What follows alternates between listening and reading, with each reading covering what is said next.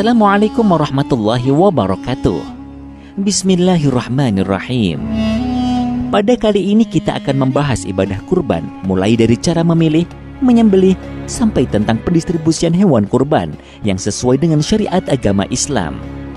Kita akan mengawalinya dari pengertian apakah yang dimaksud dengan berkurban.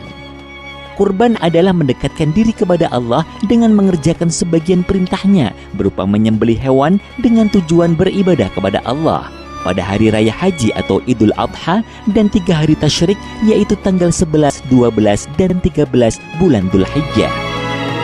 Nabi Muhammad SAW tidak pernah meninggalkan ibadah kurban sejak disyariatkannya sampai beliau wafat. Hukum berkurban menurut Imam Malik dan Imam Syafi'i adalah sunnah muakkadah atau sunnah yang dikuatkan. Sedangkan menurut Imam Abu Hanifah, hukum ibadah kurban bagi orang yang berada di rumah tidak sedang melakukan perjalanan adalah wajib. Menyembelih kurban adalah perintah Allah Subhanahu wa Ta'ala dan sunnah Rasul yang syarat dengan hikmah dan keutamaan. Allah Subhanahu wa Ta'ala berfirman, "Fasholli li rabbika wanhar." Artinya, maka solatlah untuk Rabbmu dan sembelihlah kurban. Al-Quran Surah Al-Kautsar ayat 2. Sabda Nabi Muhammad SAW, "Man kana lahu sa'atun wa lam yudhahi fala yaqrubanna musallana." Rawahu Ibnu Majah.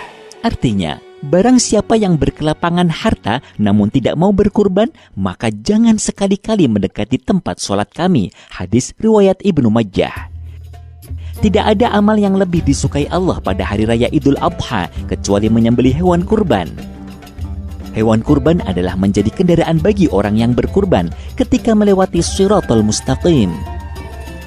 Usia hewan kurban meliputi domba atau dha'n minimal usia 1 tahun lebih atau sudah berganti giginya. Hal ini sesuai hadis dari Rasulullah SAW bersabda, "Yajuzul jada'u minad dha'ni udhiyatan." Rawahu Ibnu Majah. Artinya, sembelihlah domba yang jadha, karena itu diperbolehkan. Hadis riwayat Ibnu Majah.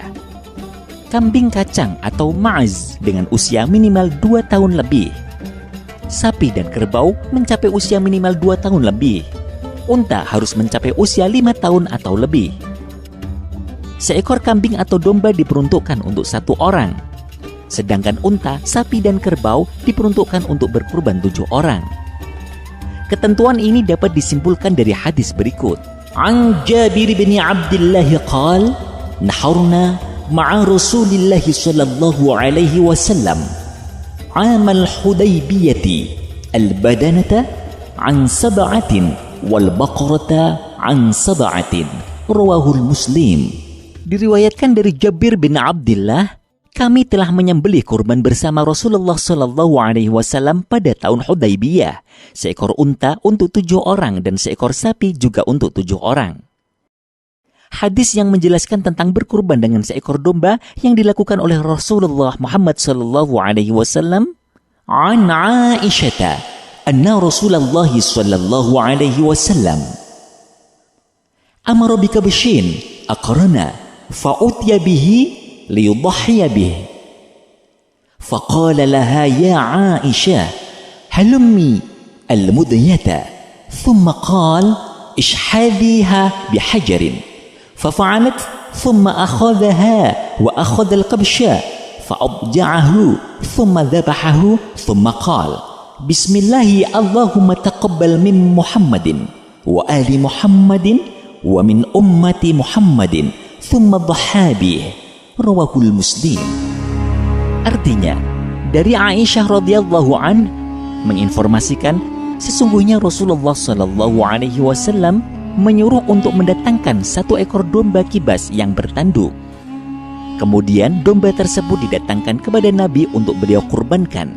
Nabi berkata kepada Aisyah, "Wahai Aisyah, ambilkan untukku pisau, golok." Nabi selanjutnya memerintahkan Aisyah, "Asahlah golok itu pada batu asah." Aisyah kemudian melakukan sebagaimana yang diperintahkan Rasulullah.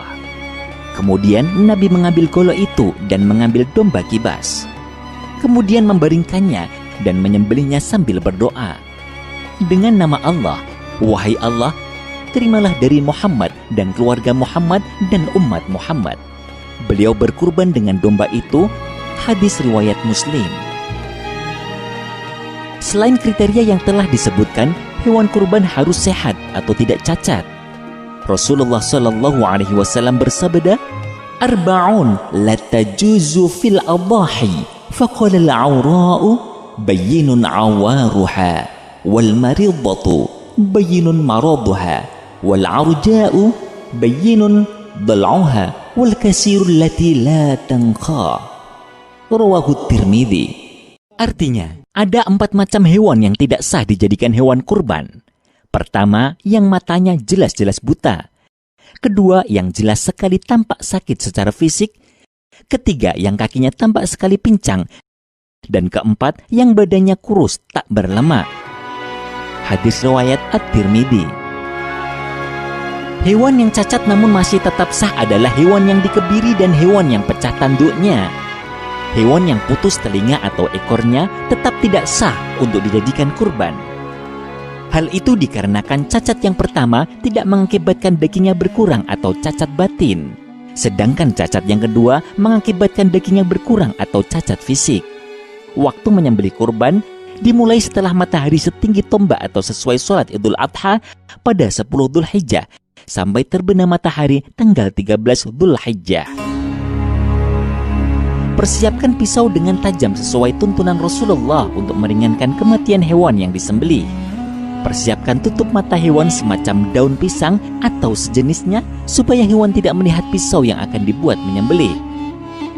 Usahakan tidak menyembelih di hadapan hewan lain. Membaca basmalah, Bismillahirrahmanirrahim. Membaca sholawat Nabi, Allahumma sholli ala Sayyidina Muhammadin wa ala ali Sayyidina Muhammadin. Membaca takbir 3 kali, Allahu Akbar, Allahu Akbar, Allahu Akbar. Menghadap ke arah kiblat baik yang menyembelih maupun hewan yang disembelih. Ketika menyembelih, jalur makanan dan nafas wajib putus. Sedangkan urat leher sunnah sampai putus. Berdoa agar kurbannya diterima oleh Allah Subhanahu wa Ta'ala dengan membaca, Allahumma hadihi minka wa ilaika fataqabbal minni ya karim. Artinya, ya Tuhanku, hewan ini adalah nikmat darimu, dan dengan ini aku bertakarrub kepadamu. Karenanya, wahai Tuhan yang Maha Pemurah, terimalah takarrubku. Daging kurban disunahkan distribusinya dalam keadaan masih mentah, sedangkan daging akikoh didistribusikan ketika sudah matang. Khusus akikoh, usahakan ketika memotong-motong, jangan memecah-mecah tulang. Ketika pendistribusian daging kurban, harus ada bagian tulang walaupun hanya sedikit. Harus ada yang diberikan kepada fakir miskin. Bagi yang berkurban dan keluarganya, hanya boleh ikut mengkonsumsi maksimal 1/3 dari jumlah semua daging. Semoga bermanfaat. Wassalamualaikum warahmatullahi wabarakatuh.